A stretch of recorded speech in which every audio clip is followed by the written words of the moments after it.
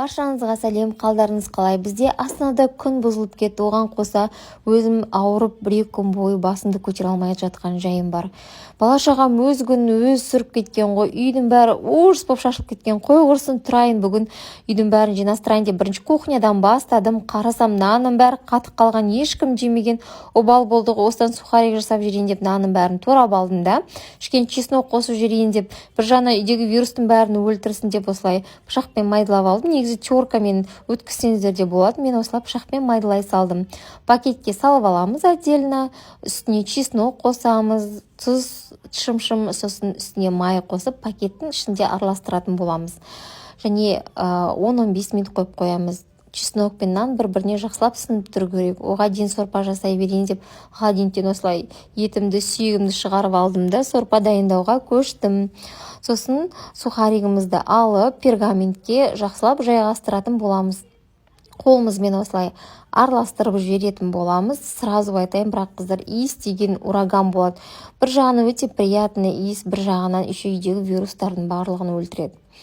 Мен ауырам деп үйде даже мусор шықпаған ғой, пакет қып мусорларды шығардым. Сөйтіп холодильнигімді жинастыруға бастадым. Ішінен колбаса тауып алдым.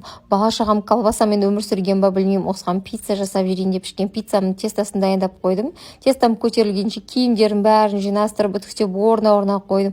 Қарасам, малинам жер қып, малинаға сахар араластырып осылай қойып қойдым. Негізі маған малинаны осылай свежий күйінде жеген ұнайды, себебі өте пайдалырақ. Бізге білесіздер ғой, ауыруға болмайды. Бала-шағаның барлығы бізге қарап тұрғандықтан өзін қай жерін ауырғанын білмей қалады екенсің. Уже пиццам да дайын болып қалды.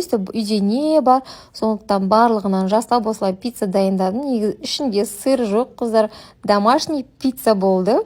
Үйдің барлығын жақсылап жинастырып болып, қарасам обедте болып қапты. Осылай малинам күшті болып шықты. Бізге негізі ауыруға болмайды ғой.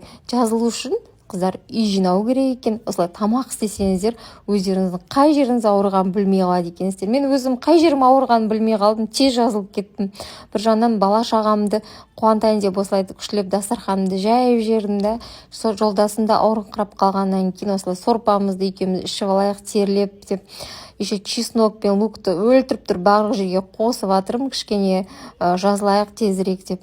Осылай терлеп тұрып екеуміз сорпамызды, чайымызды ішіп алдық.